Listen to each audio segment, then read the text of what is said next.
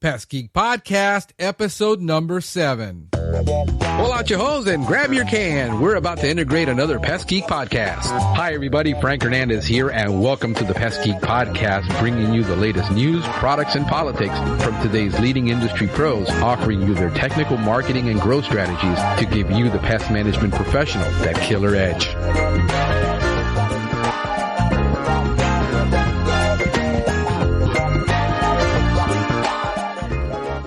Hey everybody, welcome to another edition of the Pest Geek Podcast. This is Frank Hernandez, your Pest Geek.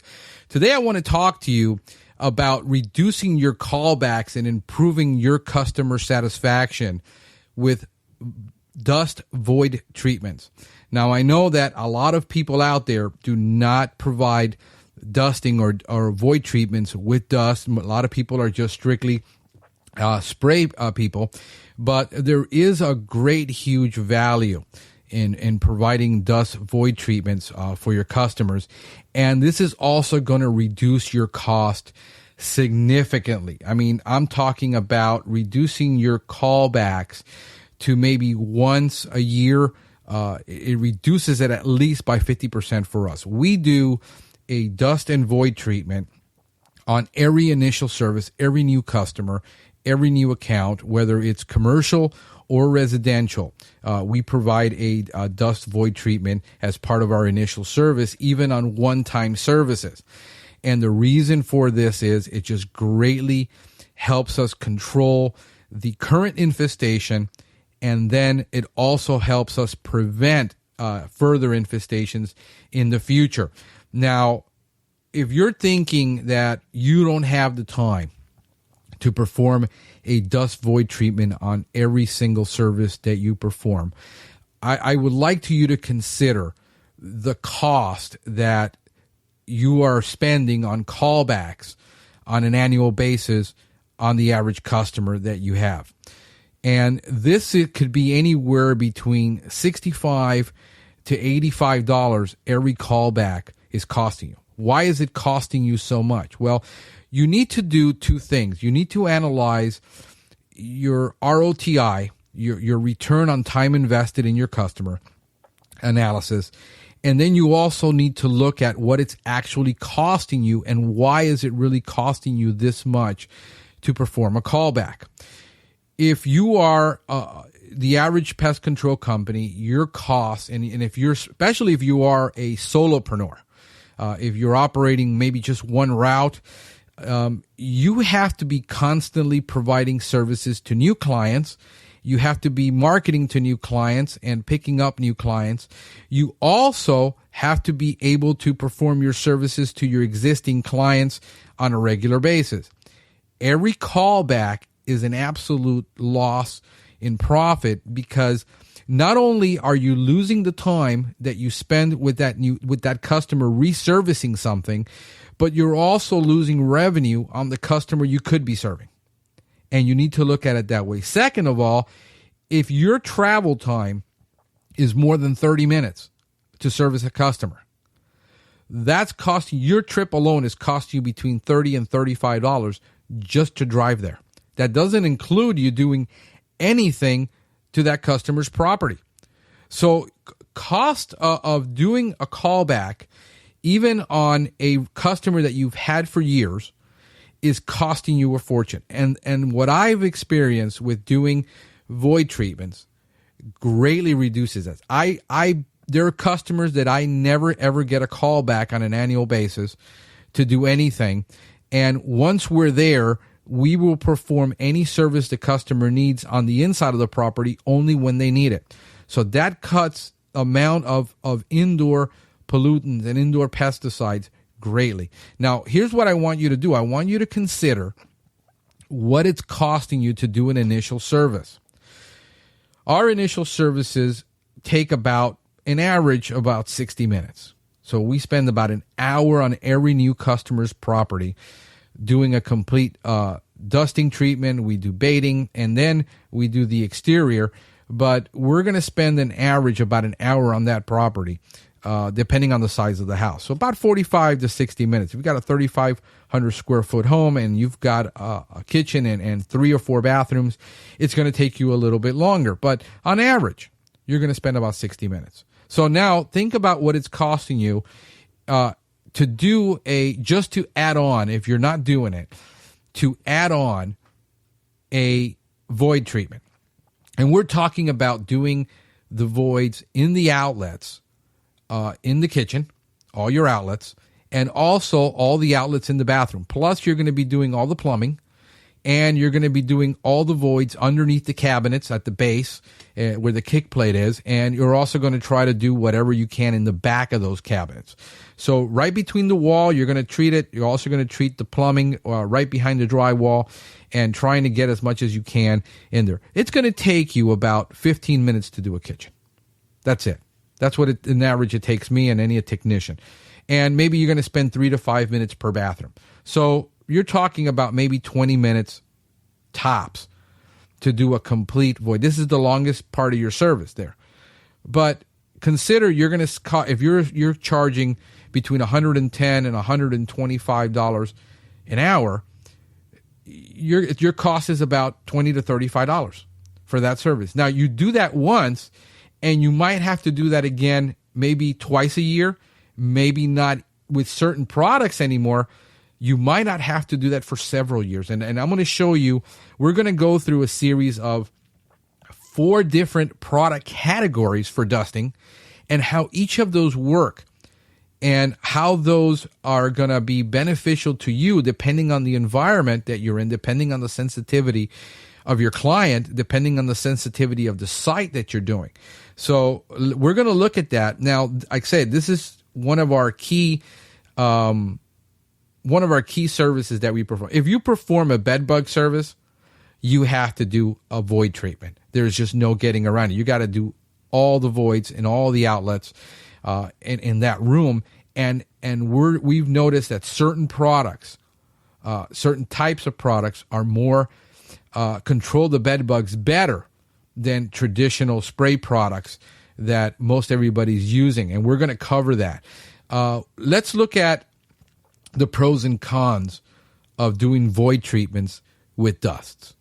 Well, one of the pros is you're going to get a longer residuals. Why? Well, the product is behind a wall in an area where it's not getting any sunlight. There is some humidity. There is some water back there. You shouldn't be having water. If you got water, you got a plumbing problem or you got a carpentry problem that needs to be taken care of. But you're going to have some humidity.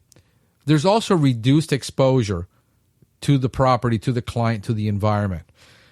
It's very easy to do. There's no real equipment that needs to be bought to do this. So you don't really have to invest any additional money other than the product. The ease of attachment to insects and their legs and their body is much easier inside the wall where they're traveling than around perimeters. Low to no odor. So you're reducing the pesticide exposure. There's very little odor with these dusts. Some of them are completely odorless. Let's look at some cons. Well, you cannot apply them always in wet areas. So, behind a kitchen, like I said, if you've got a leak back there, that needs to be taken care of. Or if not, you're always going to have a pest problem in that kitchen with leaks because insects are going to come look for them. And it doesn't do well if you're doing insulated walls. So that's one of the problems. This is why I like doing them behind the outlets and in certain areas in the kitchen. But, it's not always going to be well if you have heavily insulated walls.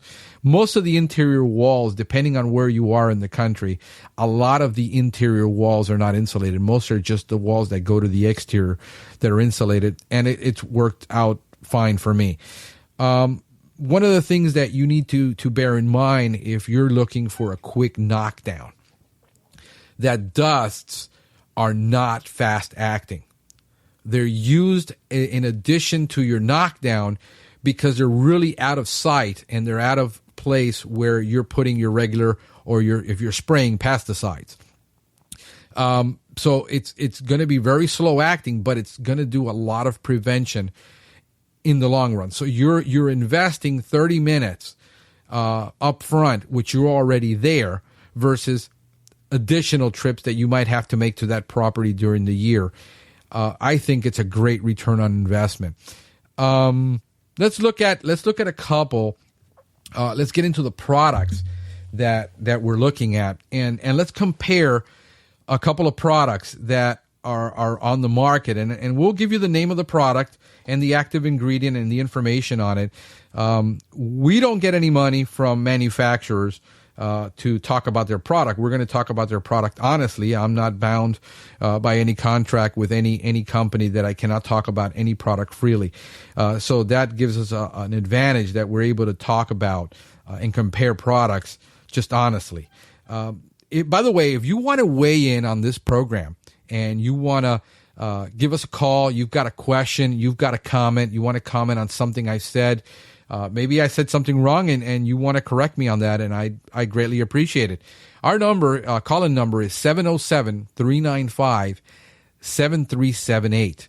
And you can call that number 24/7, leave a recorded message, and we can use your recorded message on the air. So note that if you leave a recorded message, it is going to go on the air. And also, you can leave your name, the phone number, and the name of your company if you wish on there, and we'll put that on the air too with your question. If you prefer not to leave a voicemail, but you'd rather use an email to post your question, we will post your question as it is.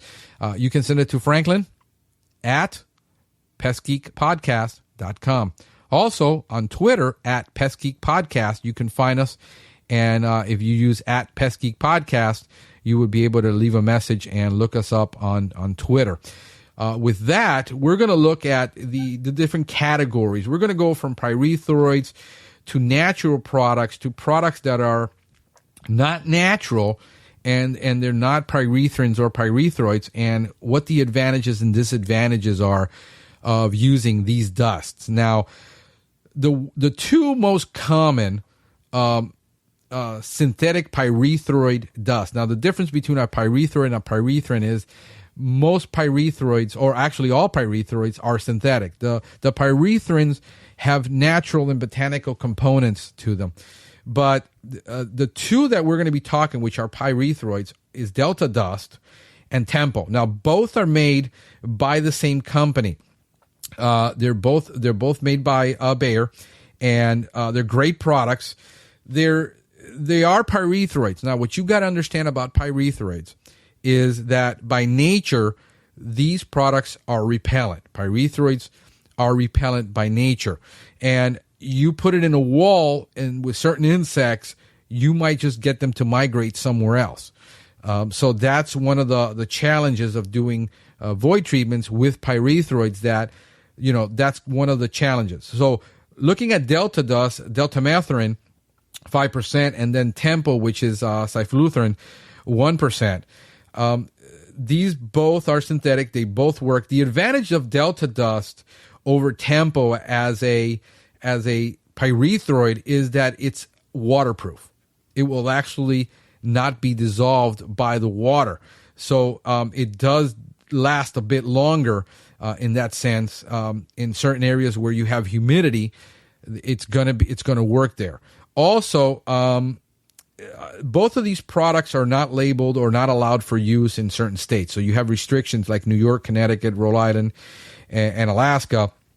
You cannot use deltamethrin or Delta Dust. New York, South Carolina, and Connecticut, you cannot use the Tempo dust. But other than that, pretty much anywhere else, it can be used. And those are the two pyrethroids. Now let's look at something in a different category, and they're in two different categories. One is dry-owned dust, which is allowed to be used in New York and pretty much every other state. I think just Alaska is the only one that it's not for sale in, but you can use it. And dry-owned dust is pyrethrins with piperonol petoxide, and it's also amorphous silica gel. So it's three ingredients that it can be used. It's considered to be more environmentally friendly than the other two which are synthetic pyrethroids. And it does two ways. It controls the insect by killing it, and then it also controls the insect by damaging the exoskeleton with the silica gel as a desiccant. So it's going to last a little bit longer inside a wall. Somewhere probably around 6 months, you can get control in there. And then the other, we're looking at a new breed of dust, which has the ditofuran in it. Dinotofurum. And that is the same ingredient you find in Safari, which is a systemic insecticide. And what this is, it's actually a non-repellent dust. So Dryune is not non-repellent. It has pyrethrin in it, but the Alpine is a non-repellent dust. So they will not know it's there. And it has diatomaceous earth, DE, which is also a desiccant. So it works. It's a dual product. So you have a very low environmental risk product with the Alpine dust. And I know that this is sensitive because we're talking about a neonicotinoid, and neonicotinoids are getting a really bad rap right now, especially with bees. They've pretty much all been banned in Europe, but it's very considered by the EPA to have a very, very low toxicity compared to pyrethroids. So that is an advantage with those two products. If you want to get into the natural and organic product lines, there's two dusts that are out there. One of them is the Essentra D dust, which is also a natural product, which is considered natural and organic, with soybean oil and eugenol, which is clove oil. And the other one is the Eco PCOD X dust. And this is pyrethrins, botanical pyrethrins, which come from the Chrysanthemum flower.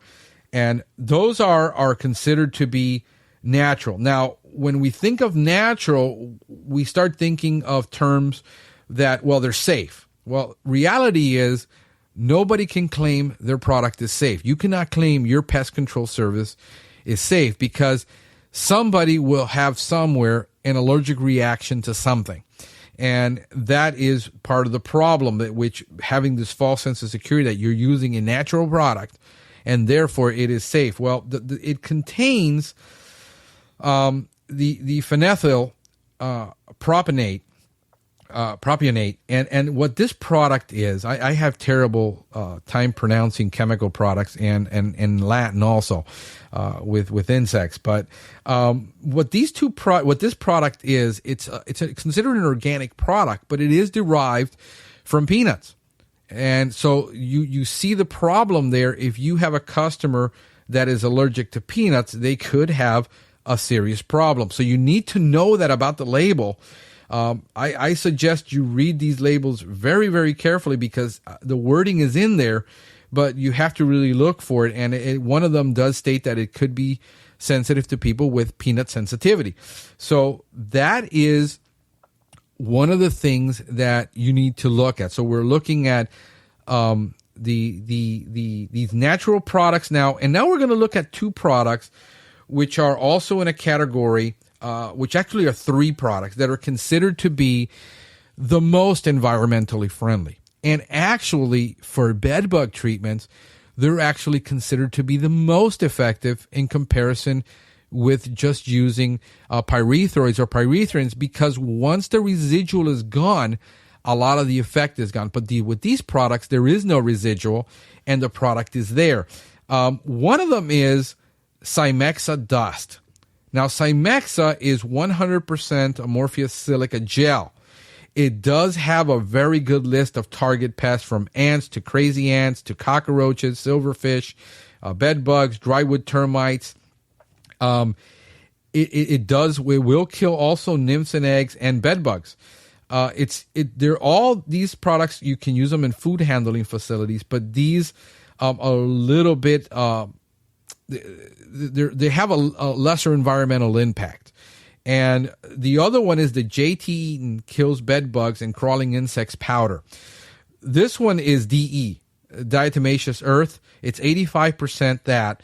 It's got a very small label: bed bugs, ticks, ants, cockroaches, and fleas, and also the CB boric acid, which is known as the boric or borid. I'm sorry.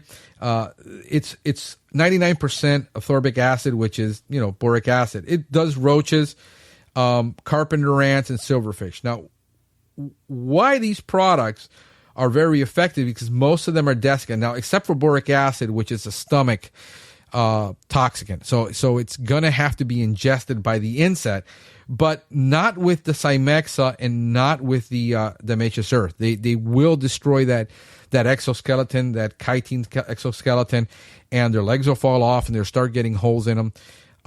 My favorite of the three that I use on a regular basis, this is the one I use continuously, is the Cymexa insecticide dust. It has the lowest impact on the environment, has the highest effectiveness against all my target pests that I have in kitchens. It's also used for bed bug treatments. It is recommended for that. It's not a dense powder, and it doesn't like the other powders.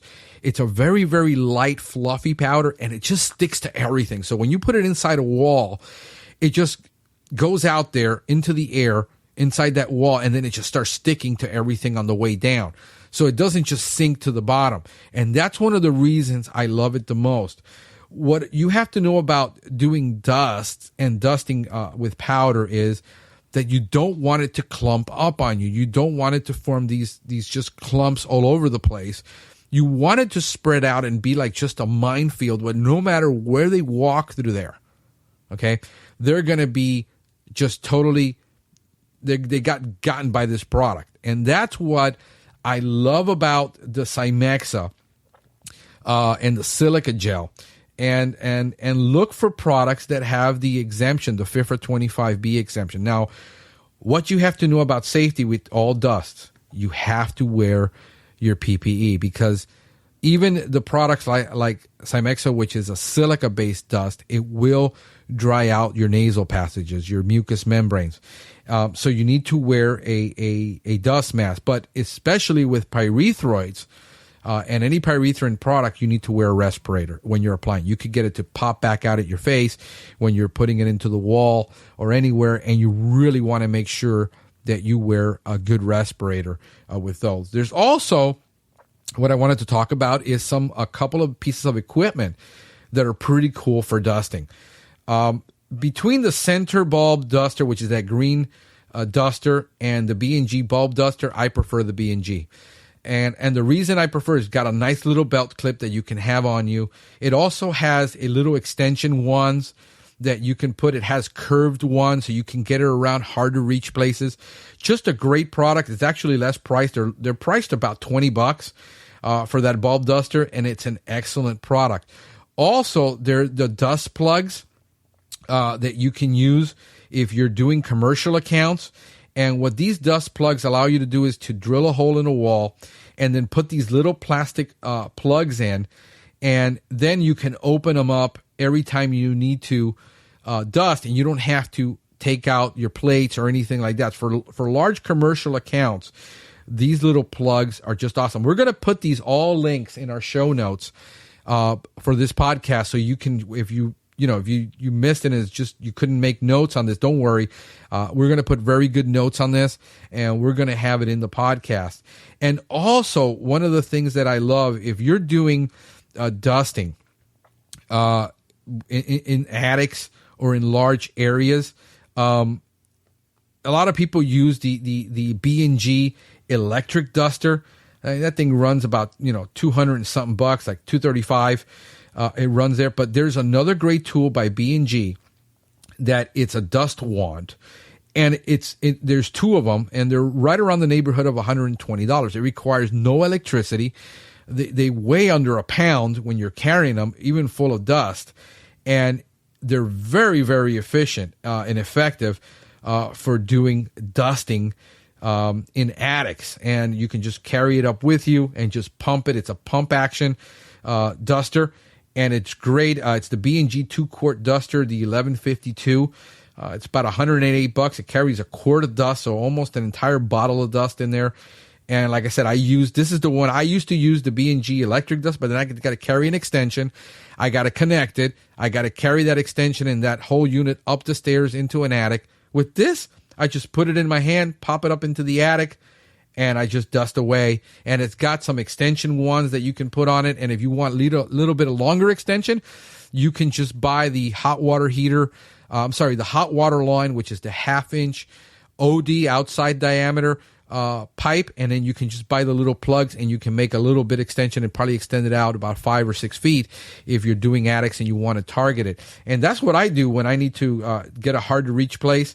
I do it now in with attic dusting. Remember, it could always come back down and out of the attic, especially if you got drafts. So you need to close that door behind you and then let that dust settle a bit before you open that door up. If not, you'll end up with dust all over the closet or wherever it is that you're doing that. So that's what I wanted to talk about today with dust and how to do void treatments to reduce. I tell you, I do them on every account. It's been for me. We're down here in South Florida, and here in South Florida, our humidity is very high. We're in the 90 to 100% humidity in the summer. Most of the winter, we have very mild winters in South Florida. Christmas is usually around 80 something degrees during the day. So we don't get a break from pests. We don't have overwintering of pests here in South Florida. And we have a lot of different challenges than some people do in other parts of the country. And I really would like to hear from you if you are in another part of the country that is not South Florida. Like if I found some mosquito people in Alaska. Believe it or not, there's mosquitoes in Alaska. So I thought that was really neat.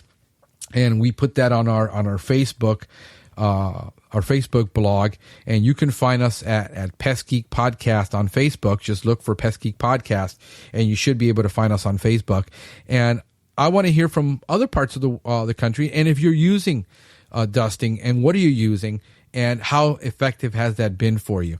Again, with some of the other products, we switched over to Cymexa just because of the lower toxicity, the lower risk, but it's also been very effective. It's been better for us than the board, which we used to use because it was a lower impact product. So with that, I think we're done with this podcast of the Pest Geek Podcast. And I'm going to, till next time, I want to go ahead and just remind you the call-in number is 707-395-7378. Also, visit our Facebook page, please. Give us a like. Check out the podcast. The podcast can be found at www.pestgeekpodcast.com. We're also on iTunes for people who use iPhone and iPads and iProducts. We're on iTunes, and we're on Stitcher Radio for everybody that uses Android devices. So with that, until next time, thank you for tuning in, and see you next time, folks. Thank you for listening to the Pest Geek Podcast. If you have enjoyed the Pest Geek Podcast, please give us a rating, write a review, or subscribe to the channel. You can join the Pest Geek Society by visiting PestGeekPodcast.com. Thank you for listening. See you next time.